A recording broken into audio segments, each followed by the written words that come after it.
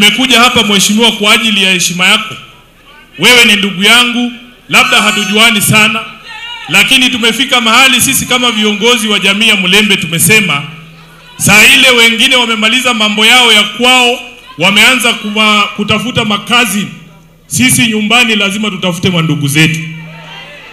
Unajua hapa nyumbani kuna watu wanafikiria kuna watu fulani hawezi kukaa pamoja, na hiyo ndio kasumba iko kwa Waluya. Wanajua Sifuna na Wetangula ati ni umbwa na paka, ati hatuwezi kaa pamoja.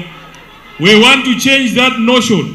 Sisi kama jamii ya Mulembe tutaanze kutafutana mandugu kwa mandugu kabla tuende kutafuta makuzo na wale mashemeji, si ndio? Kwa hivyo tutatembea hiyo safari pamoja. Jambo la pili nataka niseme kama katibu, watu wamekuwa wakiniuliza mbona Sifuna azungumzi hii mambo ya kijana Albert ambaye aliwawa kwenye seli kule Nairobi. Sikuwa nazungumza kwa sababu nilikuwa na hasira sana. Kanisa inatufunza kwamba ungojee hasira ipungue ndio uongee. Viongozi wa kanisa ambao mko hapa, nimengoja hiyo hasira ipungue, imekataa kwenda. Lakini leo lazima nitasema. Mahali tumefika Kenya hii, hakuna haja ya maneno tena. Mahali tumefika Kenya hii, we want action, we don't want words. Na nataka niseme, for me, ukiniuliza kama Sifuna, ule mkataba tuliandika na UDA is of no use as I speak today. Haina kazi hiyo mkataba. Kwa sababu inawezekanaje tunaandikishana tuseme hamtaua vijana.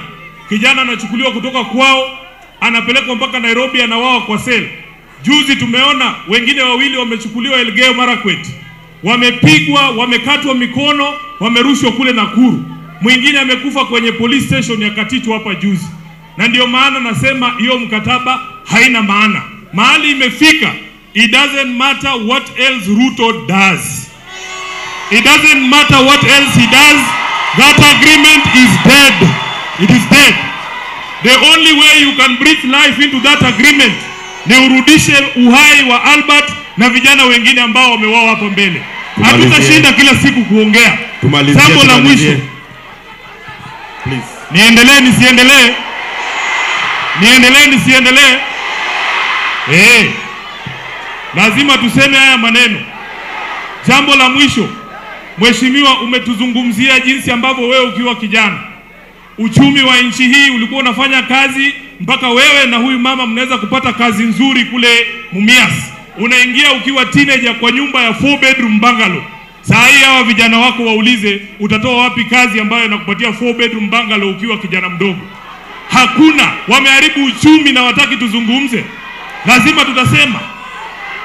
Alafu mwingine anatuambia kazi ni kazi. Kazi si kazi. Kazi ambayo ulipata ndio kazi ambayo inaweza kubadilisha maisha yako. Kwa hivyo sisi tutazidi kuzungumza.